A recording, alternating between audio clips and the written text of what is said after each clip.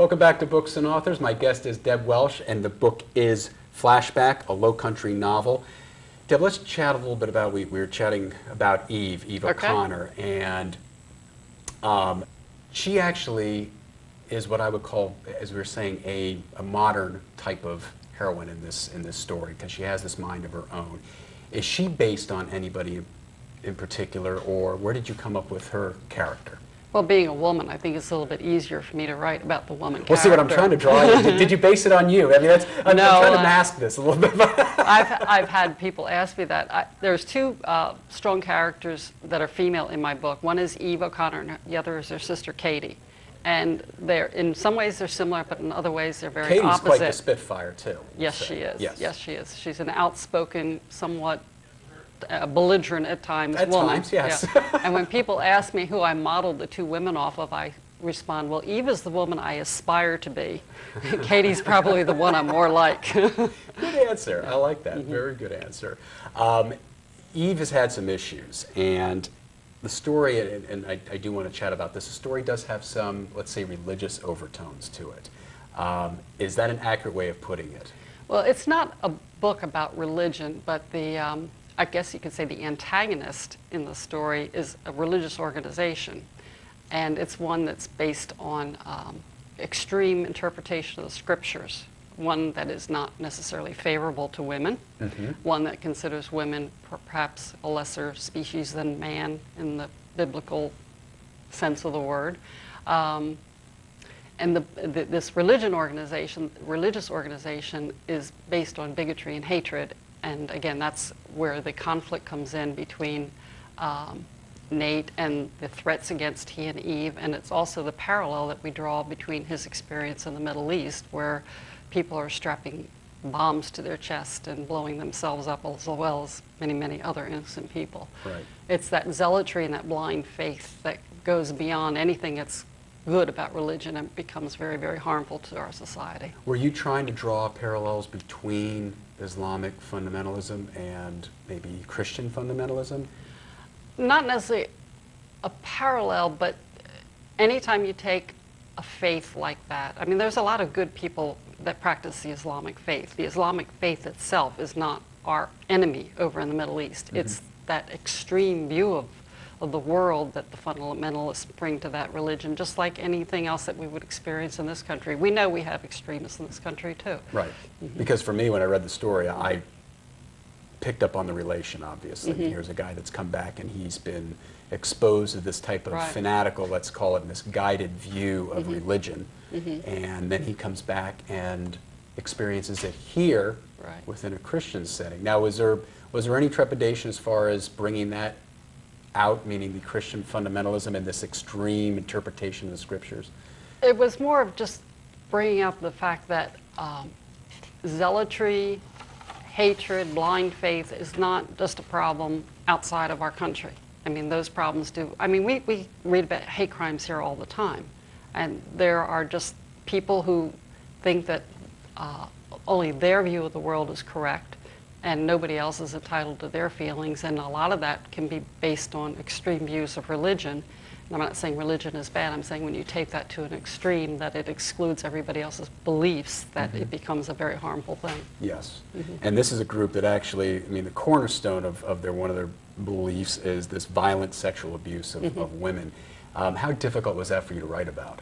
And did you do any type of background research on that? Because it's also very realistic. Well, I did a lot of research. The one thing about the internet is you can find anything. Good and bad, yes. Anything at your fingertips within the comfort of your own home. You don't have to spend hours in the library anymore.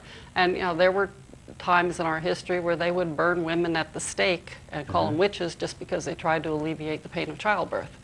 And that's in scriptures. I mean, you will find that. But going back to your question, I'm sorry. I think I lost my. I think I lost my train of thought. No worries. As far as including this, how difficult was it for you to write about? Because again, some of the scenes are. I mean, there's also kidnapping in here as well, and these are. I mean, they're a little uncomfortable. And how difficult was it for you to write about? Well, I think I just wrote about stuff that really does happen in life, and it wasn't difficult from the standpoint of trying to bring my point across that this these things do happen. You have to be able to react to them, adjust to them, heal from them if you're one of those victims. Some people heal more quickly than others. Right. I've been criticized by some of my reviewers that maybe I had some of my characters heal or recover a little too easily in the story that I wrote, but of course I don't intend to leave the story where it is. I intend to write a sequel to Flashback. Which is a question down the list. Yes, Yeah. exactly. So, I mean, at some point in time, you have to bring a story to a conclusion. You just can't have it go on and on and on. But Well, I and think my characters will grow beyond the book that we I would have imagine. talked about today. For me, reading about and reading the story, it just brings home that there are a lot of groups out here that have beliefs that are predicated on really insidious actions and atrocities, and Right. it's extremely scary. Do you think it might be too much for some readers? Well, And have you gotten any pushback like that?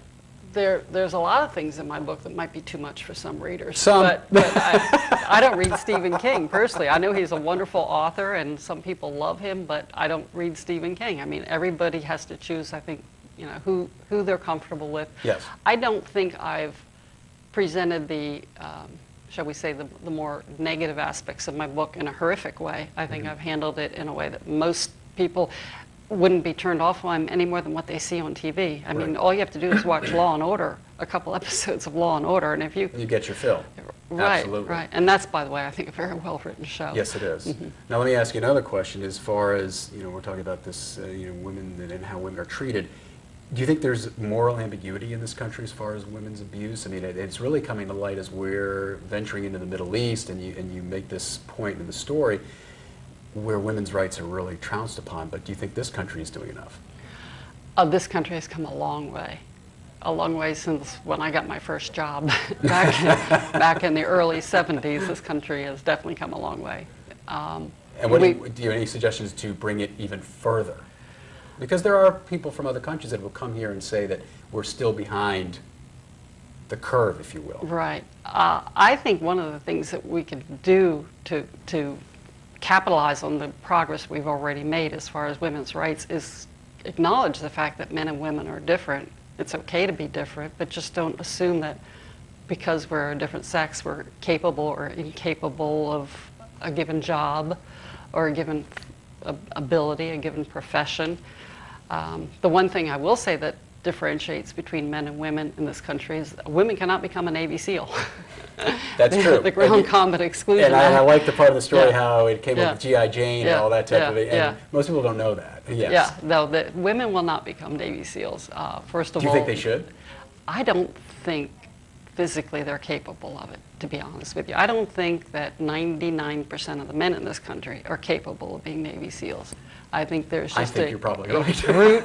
brute physical conditioning that they have to go through that I could be wrong. I mean, women on steroids maybe, Yes. like we used to see in the Olympics years and years and years ago, Yes. but I think that's probably even a stretch right there. Yeah, pretty tough. Now, being as cognizant as you are on current events and reading a book where you've brought it in, I got to ask you a political zinger here. What's your feeling as far as what we're doing right now in the Middle East? And where do you see us going with the situations in Iraq and Afghanistan?